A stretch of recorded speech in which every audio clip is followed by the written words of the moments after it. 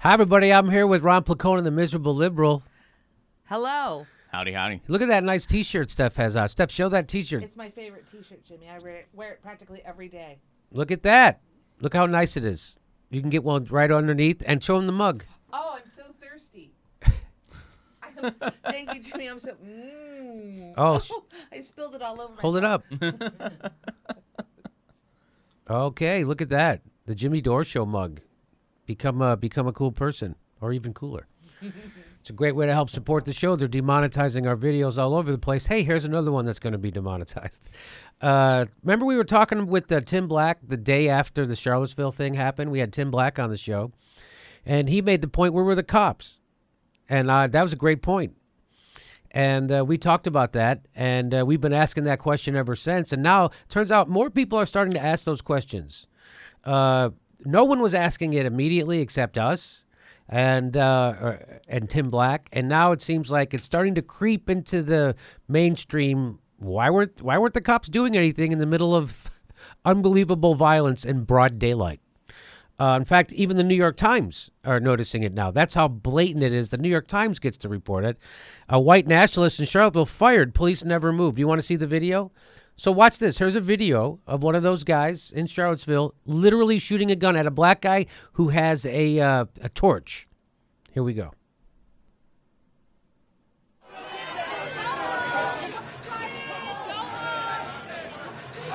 So now these are the two factions, right? These are the anti-fascists.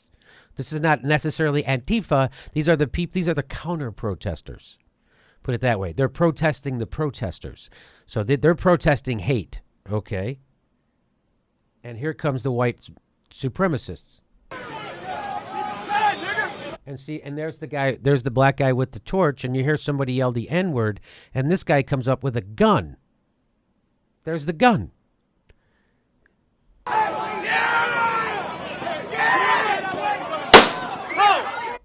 And he shoots his gun at the foot of the guy who's holding that thing. And I don't know if you see all the cops right here, but there are a bevy of cops literally about 10 feet away from where he shot the gun. And if you see those cops not doing a goddamn thing, nothing. There's a guy with a torch. There's a guy with a gun. They don't do anything. Nothing. It's almost as if the cops wanted the violence to happen. Now, lots of people have speculated why this would be. Why have the cops pulled back? I'll show you the rest of the video. So you can see, there he goes. Look at all the cops. You see all the cops, right? You see all the cops. And this guy's screaming. This guy's got a gun. He just shot a gun. This guy's screaming at the top of his lungs. Cops don't move a pinky. Nothing. So here's from the New York Times article. It says, to make his escape, a video recording shows the armed protester strolled past a line of about a dozen state police troopers who were safely positioned about 10 feet away behind two metal barricades. None of them budged. That's the New York Times reporting that. It kind of gives you the impression they're all for this kind of violence. They wanted violence. There's no doubt that whatever the cops' strategy was, it was to whoever was directing them to not engage was doing so. And this is total speculation, but it's based on everything we're seeing. This isn't just out of the thin air, that whoever gave the order for those cops to stand down wanted there to be violence for whatever reason. You know, it's a Democratic governor. It's a Democratic mayor. Maybe they're Hillary Clinton supporters. I know for sure the governor is. And maybe they wanted to have violence break out to see, look how bad Trump is, you know, it's as a political thing. And to distract from everything else. So who knows? But you saw the guy pull a gun 10 feet away from cops and shoot at somebody, and the cops didn't budge. Well, not only did the cops not budge, but why the hell were they standing where they were standing? Why weren't they in between? They were up against a barricade where even if they wanted, I mean, they'd have What to would- move through a bunch of people to even get there. So if the guy was seriously shooting, they wouldn't have even gotten there in time. Why weren't they standing in between? Why weren't the cops on the other side of the barricade? What is the Right. barricade protecting? That's my question. So what is that barricade protecting? What are the cops trying to protect? The barricade is supposed to keep people from something. The only thing the barricade was keeping people from was the cops. The cops should be out there in the middle of the people, separating them. That's what you're supposed to do. And there was a lane where they could have been standing. Yes. Like there was a lane right there. That's Right where there. they should have been standing. Yes. Instead, they were against a barricade. I get the impression that if a person of color had fired that gun, there would have been a lot of movement. There have been a lot of movement stuff. You're definitely damn well right about that. Police have had a suspect in the shooting in custody on Saturday morning. So that took a week. Because that protest was on Saturday. So that took a week for them to get that guy arrested. According to an official familiar with the investigation who requested anonymity. But residents are still demanding to know why officers did not act in real time as heavily armed people fought and a car sped toward a crowd, killing a woman. So there aren't any local reporters in Charlottesville that are demanding answers from the police? They're not asking cops who are on duty that day, why didn't you do anything? There's no reporters worth of shit in Charlottesville? There's no Jordan Cheriton down there to ask a question? Really? I know that most reporters, again, are corporatists and they don't want to ever ask a question, especially if it upsets the establishment, meaning the police department. They don't want to lose access. They don't want to upset anybody. I get it. So is that what's happening in Charlottesville? Why do I have to rely on the New York Times to do this? Why aren't there news reports from Charlottesville all over the place? Well, I also don't understand why that previous quote had to have anonymity to it. No kidding. What was the big deal? That I know. That it I took know. them a Everybody's week? afraid, Steph.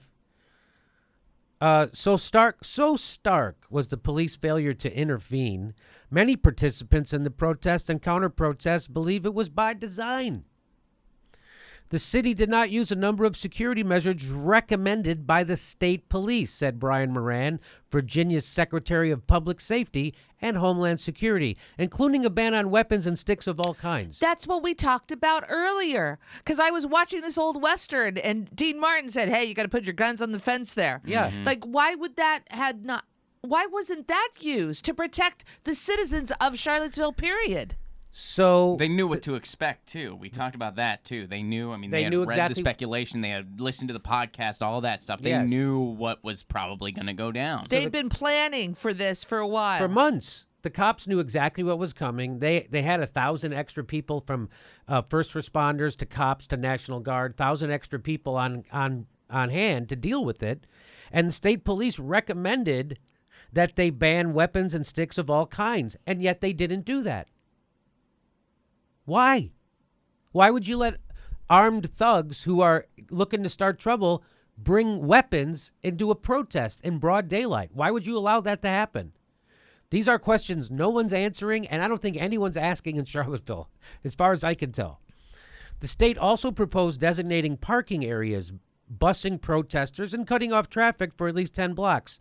None of that happened. You know, Jimmy, it made me think about when we went to I think it was the RNC last summer. There are cops everywhere. Yes, cops everywhere. But also, didn't they put the free speech area Right. about 3 miles away from the main event? Yeah, you had a free speech zone. You had a free speech. I thought the free speech zone started at the Atlantic, ended at the Pacific, but apparently the cops can tell you where you can go. The Constitution doesn't apply everywhere. It only applies in certain roped off areas. But organizers, participants, and counter-protesters said they felt abandoned. A 25-year-old woman named Kendall, who asked that her last name not be used because she did not want to be targeted, said she had been chanting at the white power protesters when one of them punched her, bloodying her nose. I bet the cops jumped right in. I moved quickly to the police and said, "A man attacked me. Please help me. I need your help. He's right here." They didn't move a muscle. Only a few of them had the courage to make eye contact with me.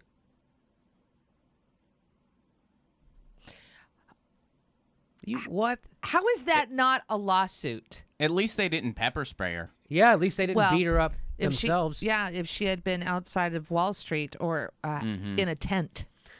Eze Amos, a photographer from Nigeria who lives in Charlottesville, had a similar experience. He said when he moved in for a close-up of a man wearing a T-shirt emblazoned with Adolf Hitler's face, the man punched the camera, hitting Mr. Amos' face. This happened right in front of the cops, Mr. Amos said. And I said, hey, this man just assaulted me. The officer said, well, I didn't see it. I told him everybody just saw it. The officer took down Mr. Amos's name. So there is definitely something going on. There was an order given. There is definitely something happening. And I have a feeling we'll never get to the bottom of it. But well, here they're gonna try. The city has hired Timothy J. Heppy, the former United States Attorney for the Western District of Virginia, to conduct an independent review of 3 white supremacist events, including the Unite Right rally and the Klan rally. So they're going to investigate it. Oh, really?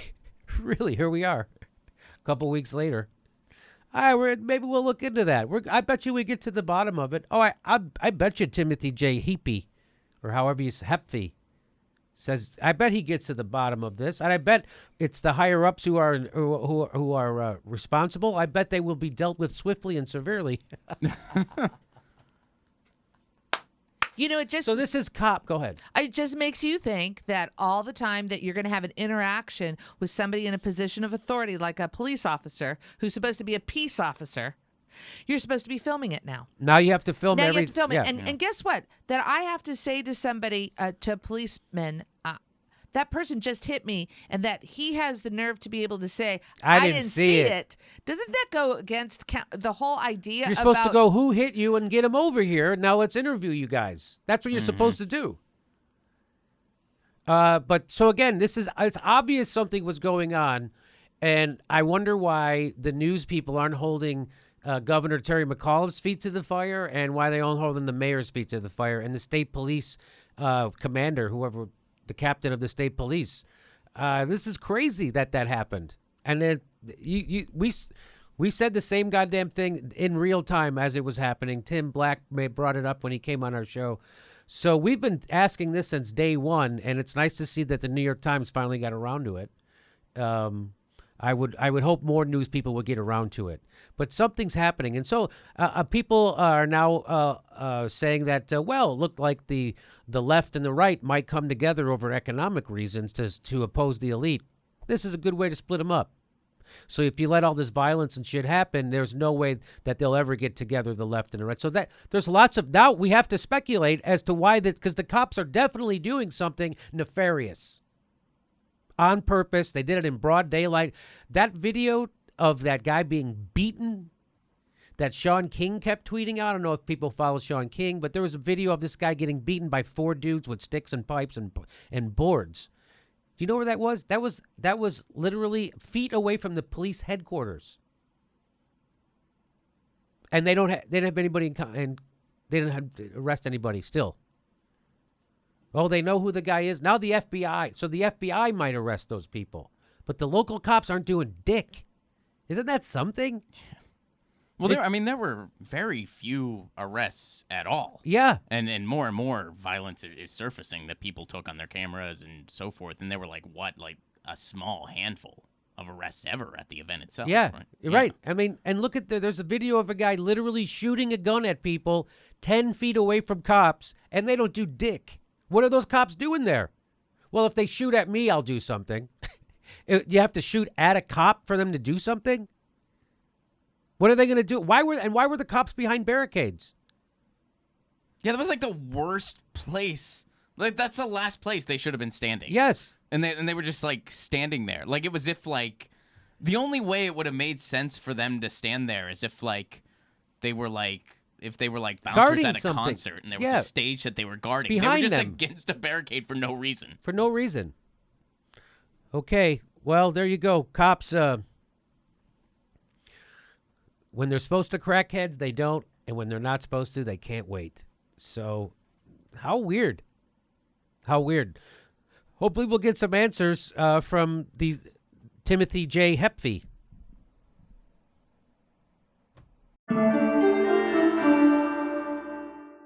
Hey everybody, we have 2 live Jimmy Dore shows in September.